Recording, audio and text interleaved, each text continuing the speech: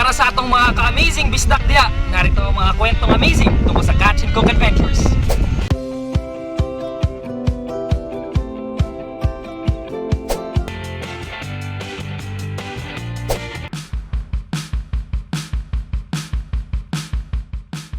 Sa bayan ng Maramag, Bukidnon, isang vlogger na ang hilig ay mangisda ang may kakaibang paborito. Hindi hito, hindi biya, at hindi rin tilapia kung hindi janitor fish. Bata pa lang sinikim ng matutong mangisda ng armored suckermouth catfish o janitor fish.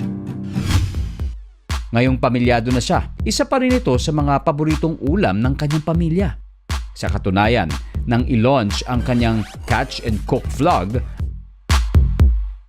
ang una niyang content ay ang paghuli at pagluluto ng janitor fish.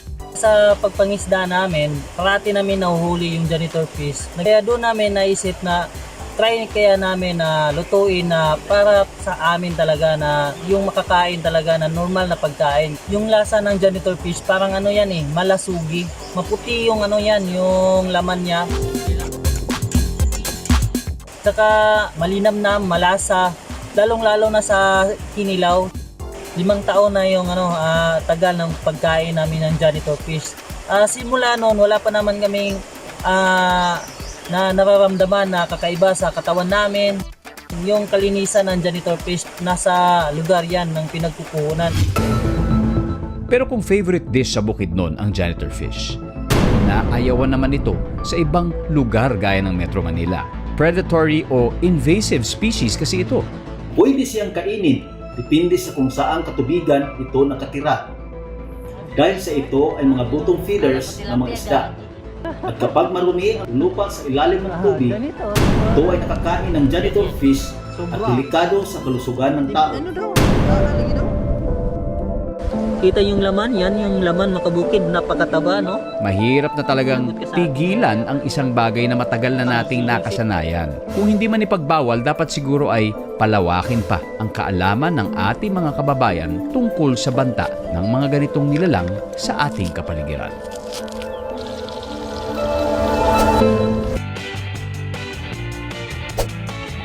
So nandito na po tayo sa fish pond at kasama natin si Kuya Boyet para mahuli ng golden tilapia, di ba?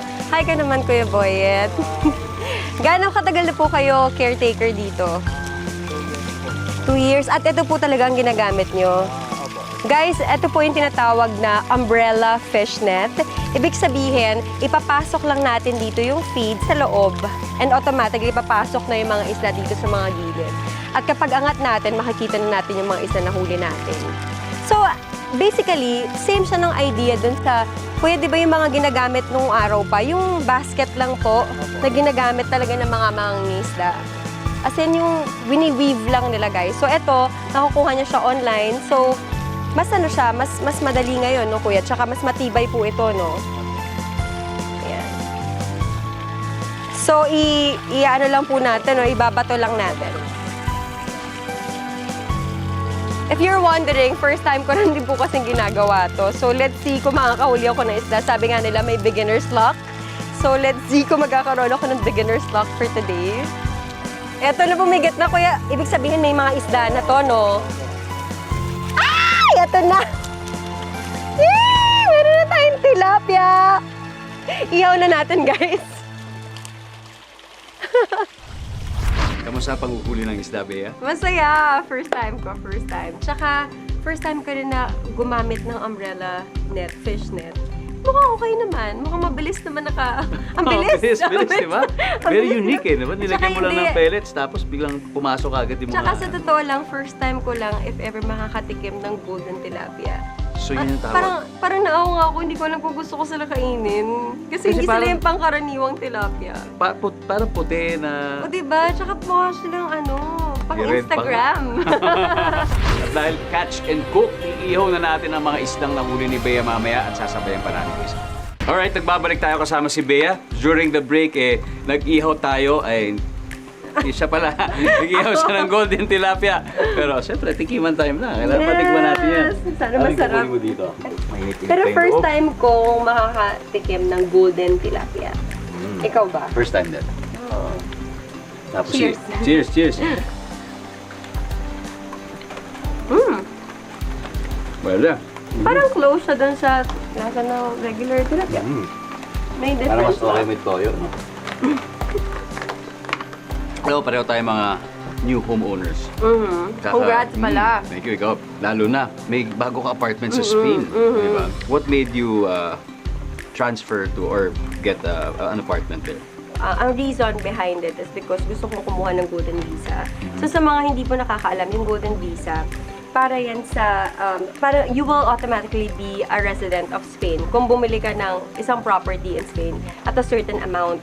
So, pwedeng dual. So, Pwedeng ngayon, dual. Filipino and Spanish. No, Filipino citizen, but I also have a residency in Spain. So, Spanish Okay. resident and Filipino citizen. Pag nandun ka, paano yung mga laba, paano yung luto?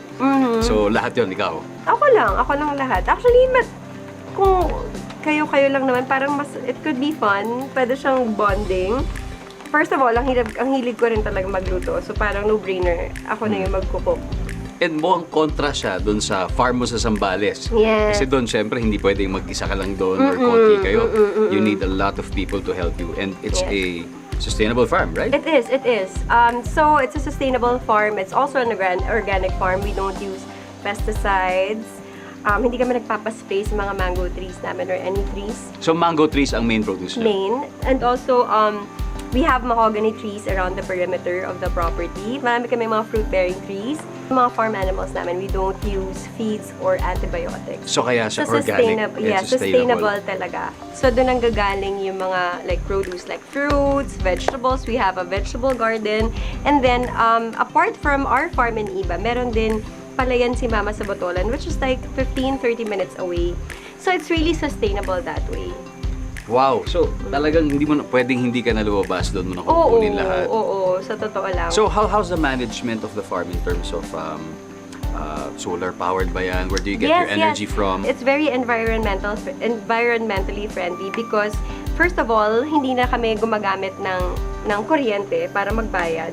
And pangalawa, it's also lahat ng waste namin nagagamit din. Like for example, if we have like waste from the animals, ginagawa namin siyang pataba. Also, yung nagre-repurpose din kami ng, say, kung meron na bagsak na puno, ginagawa, automatically magiging fence yan. All those things. And by that, you're becoming an advocate of sustainable lifestyle, sustainable. Yeah. Pero ano kaya mga tips mo sa mga taong gustong maging Alam katulad mo, mo na talagang very kumbaga passionate about it? and very conscious about sustainability. Alam mo kasi, I've been to, kagaya na pag-usapan natin kanina, ang dami ko nang napuntahan na lugar.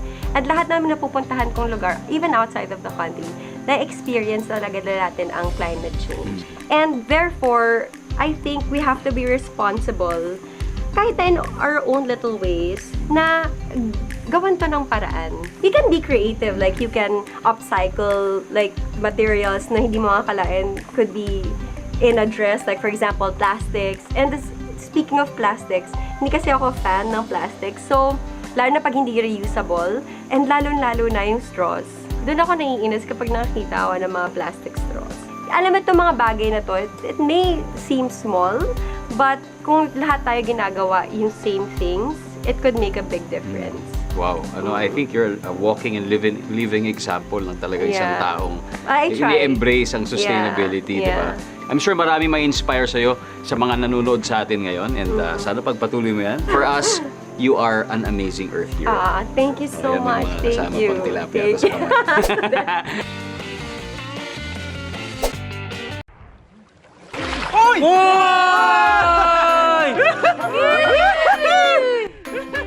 May bagong boy group na patok ngayon sa mga netizens. Hindi sila kumakanta at hindi rin sila sumasayaw pero ang video uploads nila sa YouTube umabot na sa mahigit 200 milyon ang views. Kami po ang Team Harabas!